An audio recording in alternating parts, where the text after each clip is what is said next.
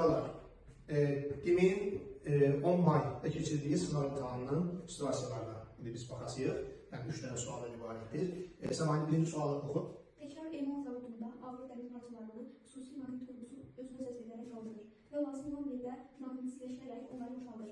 Bu tipli kranların işləmə prinsipi nəyə əsaslanır və onun yükləmə qabiliyyətini icatından olar kuralımıza əsaslanır? Bəli, mən mütləq şəkildə burada əsaslandırma edilməli. İndi burada həmin bu qurğuya biz elektromaqnit kimi baxırıq. İndi orada şəkildə də təxmin ediləcək zaman, yəni bu başlığı bunu, burada elə bir ki, dəmir qırıntılarını özünə elə bir ki, cəzb edir. Burada bir qurğudur, bir qaldırır, bunlar yukarı, sonra müəyyən bir müddət keçəndən sonra maqnitsizləşərək, bu dəmir qırıntılarını təzərdən tökürərək, yəni aşağıya doğru özündən, yəni aşağıya doğru buraxır, yəni tökür. İndi burada bunun səbəbi nədir? İlk öncə biz bu qurğuya bir elektromaqnit kimi baxırıq. Yəni elektromaqnit dəmir içi olan sarğaç kimi götürülür içərisində. Və bu elektromaqniti, yəni bu dəmir qırıntılarını özünə cəzb etməsi üçün burada cərəyanı yaranma məsələsi var.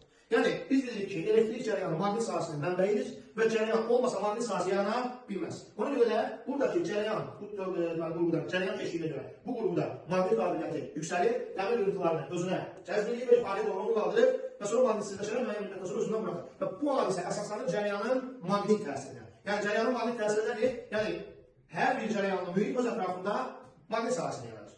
Sonra maqnitsizləşməsinin səbəbi nədir? Təbii ki, orada cərəyan kəsilir və cərəyan kəsildikdə bu maqnitsizləşir və dəmir qırıntılarını özündən buraxır çıxar.